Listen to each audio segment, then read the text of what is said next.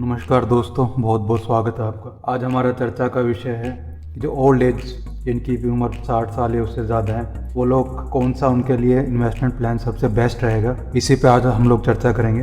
दोस्तों, senior citizens जब भी इन्वेस्ट करना चाहे तो कुछ चीज़ें उनको ध्यान में रखनी चाहिए कि कितने टाइम के लिए वो इन्वेस्ट करना चाहते हैं, टाइम पीरियड क्या है, और एक थंब रूल उनको हमेशा याद रखना है। सीनियर सिटीजन्स को इमरजेंसी फंड और हेल्थ इंश्योरेंस, इन दोनों में इन्वेस्ट करके रखना चाहिए ताकि कभी भी अगर इमरजेंसी पड़े तो वो पैसे निकलवा सके। और health issues, normally old age में हेल्थ इश्यूज़ होते रहते हैं, तो ईजिली वो इसको कवर अप कर सके। तो इन्वेस्ट करते टाइम पीरियड, कितने टाइम के लिए इन्वेस्ट करना है, ये सबसे ज़्यादा इंपॉर्टेंट चीज़ होती है, इसका हमेशा ध्यान रखें।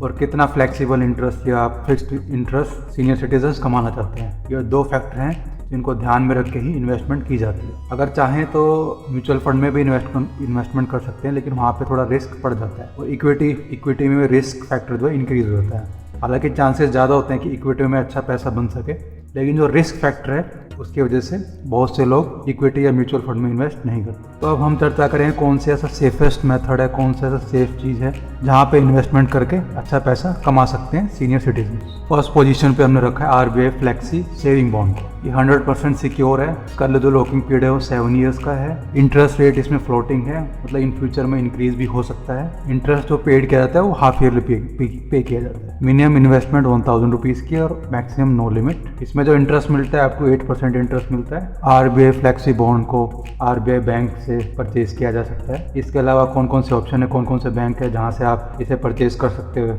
ये हमने स्क्रीन पर आप पोस्ट करके चेक कर सकते हो। आरबीआई फ्लेक्सी सेविंग बॉन्ड के लिए प्रीमेच्योर रिडेम्पशन ऑप्शन को भी चेक कर लेते हैं। सपोज अगर एज 60 है तो आफ्टर 5 ईयर्स इसको विड्रॉ किया जा सकता है पॉलिसी। एज अगर 70 और 80 के बीच में है तो 5 ईयर्स, और अगर एज 60 to 70 है तो 6 ईयर्स का इसका पीरियड रहेगा। उसके बाद इसको निकाला जा सकता है। इसके जो पेनल्टी चार्जेस रहेंगे वो 50% रहेंगे। सीनियर सिटीजन्स के लिए सबसे सेफ तरीका है ये पैसे को इन्वेस्ट करने का। इसमें जो रिस्क फैक्टर है वो 0 हो जाता है। सेकंड पोजीशन पे हमने रखा है SCSS एंड PMVVY को। SCSS की एब्रीवेशन होती है senior citizen saving scheme. PMVVY की एब्रीवेशन है प्रधानमंत्री वाया वंदना योजना। दोनों में इंटरेस्ट ऑलमोस्ट सेम मिलता है, विच इज ऑफ 7.4%। PMVVY का जो लॉकिंग पीरियड है वो 10 साल का है, जबकि SCSS का जो लॉकिंग पीरियड थोड़ा कम है, 7 ईयर्स का है। मेरे से आप पर्सनली पूछोगे तो मैं तो प्रेफर करूंगा SCSS में पैसा इन्वेस्ट करना इंस्टेड ऑफ PMVVY को। जो बेनिफिट्स मिलते हैं SCSS में थोड़ा ज़्यादा मिलते हैं। फोर्थ पोजीशन पे हमने रखा है RD रेट्स को। RD में अगर इन्वेस्ट किया जाए तो ये भी एक अच्छा ऑप्शन हो सकता है। इसमें जो इंटरेस्ट रेट है वो 7.5 से लेकर 8% तक वेरी करते हैं। RD में भी अप टू 5 लाख तक का इंश्योरेंस किया जाता है। RD के रेट्स का चार्ट आपको स्क्रीन पे दिखाई दे रहा है, उसको आप रेफर कर सकते हैं। फिफ्थ पोजीशन पे हमने रखा है बैंक FD को। बैंक FD में अप टू 7.55% तक का इंटरेस्ट रेट मिलता है। और कोई भी अगर आप बैंक FD कराते हैं तो ध्यान रखिए कम से कम आप 2 साल की कराएं, जिससे कि आगे आने वाले जो गवर्नमेंट के बेनिफिट्स हैं, अगर इंटरेस्ट रेट गवर्नमेंट इंक्रीज करते हैं तो उसको बेनिफिट आपको मिल सके। बैंक FD में भी 5 लाख तक का इंश्योरेंस किया जाता है। 6 से 9 पोजीशन पे हमने रखा है पेंशन प्लान और पोस्ट ऑफिस स्कीम्स को। जैसे कि आप देख पा रहे हैं स्क्रीन पे, PPF में 7.10 का इंटरेस्ट मिलता है, जिसका लॉकिंग पीरियड 15 ईयर्स का होता है। इसमें 1.5 लाख पर एनम की लिमिट होती है। दूसरी स्कीम 7 नंबर पे NSC, इसमें 6.80 का इंटरेस्ट मिलता है, इसका जो लॉकिंग पीरियड होता है 5 ईयर्स का होता है। और इसमें जो लिमिट है, इसमें कोई लिमिट नहीं है, नो लिमिट। 8वें नंबर पे किसान विकास पत्र, इसमें 6.90 का इंटरेस्ट मिलता है, 10 साल का इसका लॉकिंग पीरियड है, इसमें भी इन्वेस्टमेंट की कोई लिमिट नहीं है। 9th पोजीशन पे हमने रखा है MIS को। MIS में 6.60 का इंटरेस्ट रेट मिलता है और 4.5 लाख पर एनम का इसमें लिमिट है, 5 ईयर्स का लॉकिंग पीरियड है। MIS का सबसे बड़ा बेनिफिट है कि इसमें मंथली पे आउट होता है, कि मंथली बेसिस पे आप अपने एक्सपेंसेस को मैनेज कर सके, मंथली बेसिस पे इसमें पैसा दिया जाता है। सबसे बड़ा बेनिफिट MIS का ये। 10वें नंबर पे हमने रखा है तमिलनाडु पावर फाइनेंस कॉर्पोरेशन।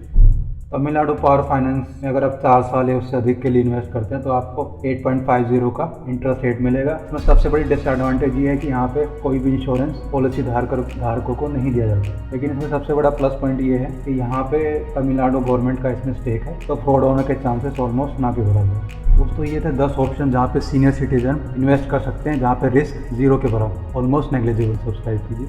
उसको बहुत मेहनत लगती है वीडियो बनाने में, रिसर्च करने में और कंटेंट डालने में। प्लीज तो आपका एक लाइक हमें मोटिवेट करता है। तो आपके लाइक, अगर आप वीडियो को लाइक करेंगे तो ऐसे वीडियो को आगे और ऐसे वीडियो बनाने में प्रोत्साहन मिलेगा, मोटिवेशन मिलेगा। तो आपका एक लाइक हमें मोटिवेट करता है। प्लीज इस वीडियो को लाइक कीजिए। तो फर्स्ट टाइम विजिट करें प्लीज सब्सक्राइब करें। कुछ महत्वपूर्ण बातें, इंटरेस्ट जो अप टू 50,000 जो भी इंटरेस्ट सीनियर सिटीजन कमाते हैं उस पर कोई भी टैक्सेस नहीं लगते हैं। और TDS जो बचाना चाहते हैं वो फॉर्म 15 को फिल कर दें, इससे उन्हें आगे दिक्कत नहीं आएगी टैक्स वगैरह पे करने में। तो दोस्तों मिलते हैं अपने अगले वीडियो।